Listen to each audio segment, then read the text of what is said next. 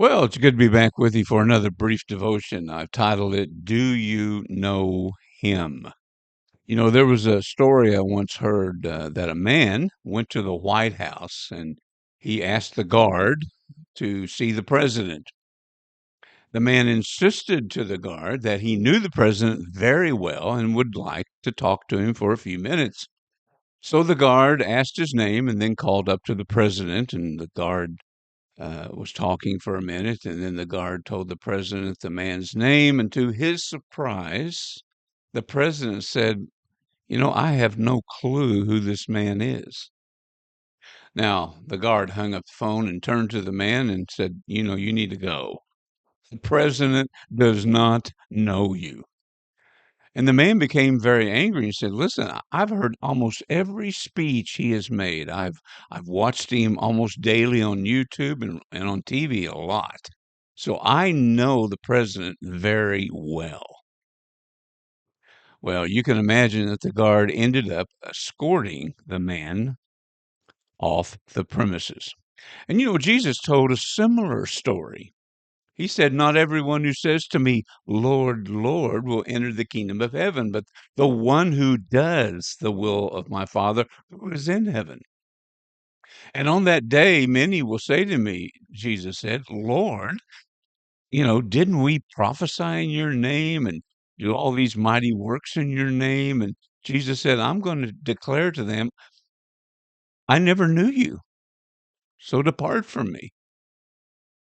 I can only think of maybe less than a handful of people I've met over the years that said they don't believe in heaven or they don't want to go to heaven.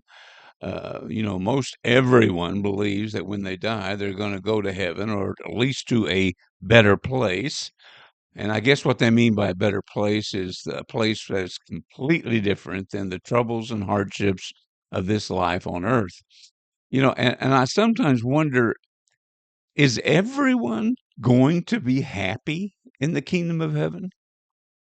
I mean, most people spend their life doing kind of their own thing and living by their own desires. And I wonder if they realize that that's all going to change when they go to the kingdom of heaven. Because in the kingdom of heaven, it's God's will that will rule. And since his will was not really a big consideration during their earthly life, how will that person adjust to not having their way in the kingdom of heaven? The latest poll shows 68% of Americans identify as Christian, close to 30% as spiritual. But Jesus said, Listen, I'm looking for disciples, students, learners, those that follow me and do my will and learn from me.